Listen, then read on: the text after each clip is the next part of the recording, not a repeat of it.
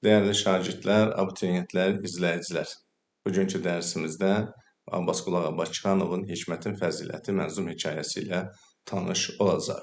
Abbasqulu Ağa Bakıxanov haqqında bircə kəlmə onu deyim ki, çox növlü o mənada, yəni çox zəngin bir yaradıcılığı var. Ona görə də Abbasqulu Ağa Bakıxanov haqqında deyirlər ki, ensiklopedik bilik sahibidir. İndi başlayaq onun Hikmətin Fəziləti mənzum hekayəsinə.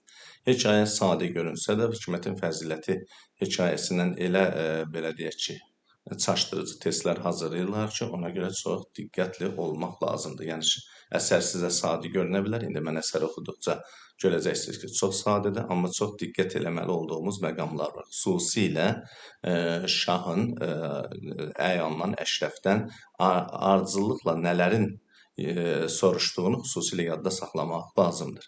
Bir qədim bir kitabda verilmiş xəbər, İranda bir həkim varmış, mötəbər. Ümidi yoxkən onun sabaha belə bir sifariş göndərdi şaha. Onun üzüyünü böyük hökmdar, ən müdrik adama versin yadigar. Aha, burada mən biləm burada izah olunacaq xüsusi bir şey yoxdur. Bir həkim burada doktor mənasında deyil. Yəni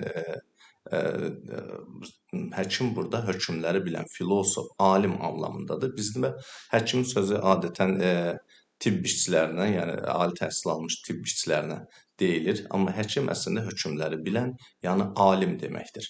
Yəni demək burada biz doktor kimi, vraç kimi gözümüzün önünə gətirmirik bu sözün mənasını. Alim kimi, müdrik, böyük bir şəxsiyyət kimi gözümüzün qabağına gətiririk. Demək, o nə vəsf edibdir? Hökmdar onun üzüyünü ən müdrik adama versin. Yəni, özü kimi birinə versin. Şah bu vəsiyyəti icra edərkən ehtiyat edirdi divanələrdən. Bəli, bu vəzifəsi icra edərkən niyə divanələrdən ehtiyat edirdi? Çünki qorxurdu ki, üzük gedib başqa adamların əlinə. Yəni, yaxşı olmayan, müdrik olmayan adamların əlinə düşə bilər. Çünki hər dövləti kasıb, hər gəda özünü ən müdrik bilir dünyada. Bu çox müdrik bir kəlamdır. Bakıxanov özü də zaten ensiklopedik bilik sahibi, müdrik bir müdrik bir şəxsiyyət, dəhalı bir şəxsiyyət, o düha olub. Demək, gör nə deyir? Deyir ki, hər kəs kasıb da, gəda da, dövlətli də özünü müdrik bilir. Nəhayət, hamını çağırtdırdı şah, onları mətləbdən eylədi agah. Yəni, məsələn, onlara danışdı ki, əlimdə bir üzük var, həkim, yəni o böyük adam, müdrik adam, alim adam bir üzük göndərib, deyir ki, bunu ən müdrikə verək. Və o şərti qabaqcadan xatırladır. Və deyir ki, dedi 3 suala istərəm cavab, kim daha düz desə olsun intixab. Yəni 3 sualı verəcəyəm və kim desə qoy onun olsun. Əvvələn xeyirlisi nədir müxtəsər? Bəli, birinci soruşduğu söz nədir? Dünyada ən xeyirli olan şeyin nə olması? Tamahkar olanlar dedilər ki, zər.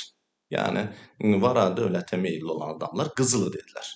Vergi toplayanlar dedilər xərac. Onlar belə fikirləşir ki, vergi toplayanlar ən xeyirli şey xəracdır. Özü də burada biz çox ciddi bir cəmiyyətlə bağlı mətləblər verilir. Yəni, bəzi insanlar ancaq öz gördükləri işin daha qiymətli olduğunu, daha xeyirli olduğunu düşünərlər. Ona görə də görürsün, burada da vergi toplayanlar xərac deyir, tamahkarlar, qızıl toplayanlar var, dövlət toplayanlar qızıl deyir, tacirlər dedilər alver və rəvac. Tacirlər isə ticarətin ən xeyirli şey olduğunu dedilər.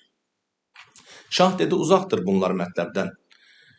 Şah isə deyir, bu cavabları qəbul eləmədi. Orada bir qoca durmuşdu həmən. Bu qoca özü də səbirlidir, gec danışır. Elə bu qocanın özünün müdrik olmağının göstəricilərindən biri odur ki, yəni özünü qabağa soxub ilk cavab verənlərdən deyil.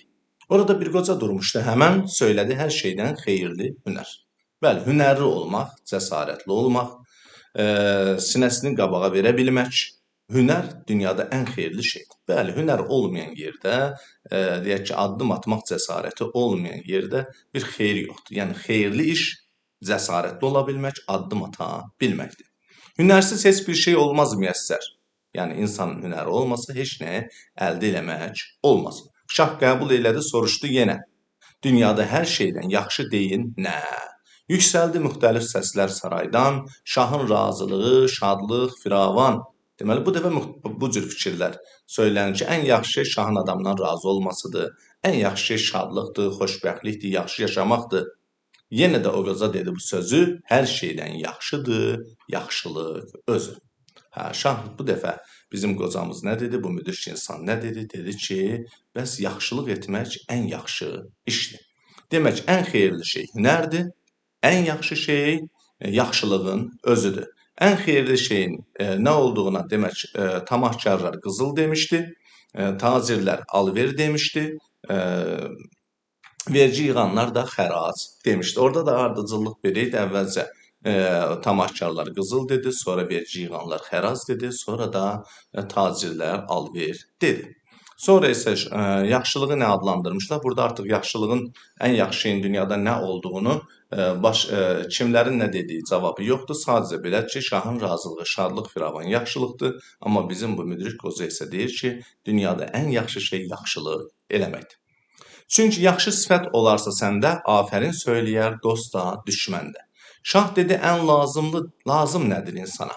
Bəs insana lazım olan şey nədir? Yenə də çox fikir çıxdı meydana, şah isə qocaya edirdi diqqət, dedi, ən lazımlı şeydir həqiqət. Yəni, haqqın, həqiqətin dünyada daha lazımlı şey olduğu söylənildi. Demək, bizdə ardıcıllıq necə oldu?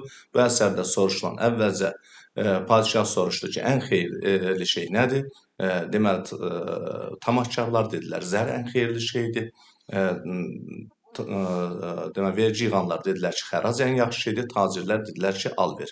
Amma bizim müdrik qoca dedi ki, ən xeyirli şey hünərdir. Yəni, insanda hünər olmasa heç nəyə nail ola bilməz. İzahını da belə verir. Sonra hökmdar yaxşılığı soruşdu ki, ən yaxşı şey həyatda nədir? Bu dəfə dedilər ki, şahın razılığı, şadlıq, firavanlıq. Amma bizim qoca dedi ki, ən yaxşı şey yaxşılıqdır. İnsanın üzündə yaxşı sifət olarsa, dost da, düşmən də sənə afərin söyləyər. Sonra hökmdar ən lazımlı şeyin nə olduğunu soruşdu.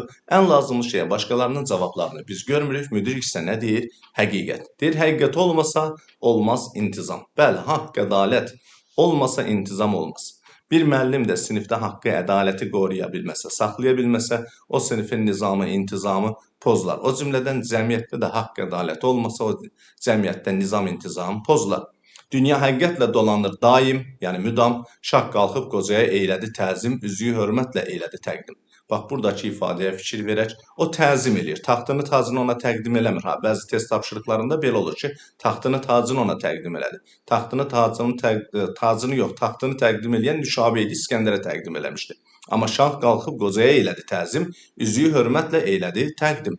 Əmr etdi saraydan getməsin bir an ki, alsın hər işdə məsləhət ondan. Təkcə üzüyü təqdim eləməkdən bitmədi, həm də əmr elədi ki, şah sarayda qalsın və ondan həmişə məsləhət ala bilsin. Nəhayət oldu o şahın vəziri, ölkəni düzəltdi onun tədbiri. Nə yaxşı olardı hər ölkədə olaydı belə bir vəzir ilə şah. Ey Qüdsi, Qüdsi Bakıxanovun təxəllüsüdür, hikmətdən varsa xəbərin, yaxşı adamlarda olsun nəzərin. Biz buradan da dəyərli izləyicilərimiz, müəyyən nəticələr çıxarmalıyıq ki, sonra test tapşırıqlarını yazarkən problem yaşamayaq. Deməli, şah özü də müdrik adam idi. Deməli, burada 3 müdrik var idi. Bir hikmət, həkim dediyimiz adam idi. Bir bu suallara cavab verən müdrik idi. Şahın özü də müdrik adam idi. Çünki ona verilən etibarı, əmanəti kimə etibar eləyərkən çox diqqətli olur. Sonra da ən yaxşı müdrik adamı tapandan sonra da nə edir? Həmin adamı özünə vəzir eləyir. Sonra şah təvazökar adamdır, qalxıb ona təzim eləyir, sarayda qalır və axırda Bakıxanov Qüdsi nə arzulayır? Deyir ki, tək ki, bütün ölkələrdə belə vəzir ilə şah olaydı ki, ölkədə gözəl nizam, intizam olaydı. Bir daha xatırladıram, bunu heç yadınızdan çıxarmayın. Şah əvvəlcə soruşdu ki, dünyada ən xeyirli şey nədir? Müdrik ona nə cavab verdi? Hünər cavab verdi. Sonra soruşdu ki, dünyada ən yaxşı şey nədir? Dedi ki, yaxşılıq. Müdrik ona cavab verdi, yaxşılıq. Sonra hökmdar soruşdu ki, dünyada ən lazımlı olan şey nədir? Müdrik cavab verdi ki, ən lazımlı olan şey həqiqətdir. Həqiqət olan yerdə nizam, intizam olur. Diqqətinizə görə təşəkkür edirəm. Əgər sizə bir faydam toxundusa, mənə nə mutlu.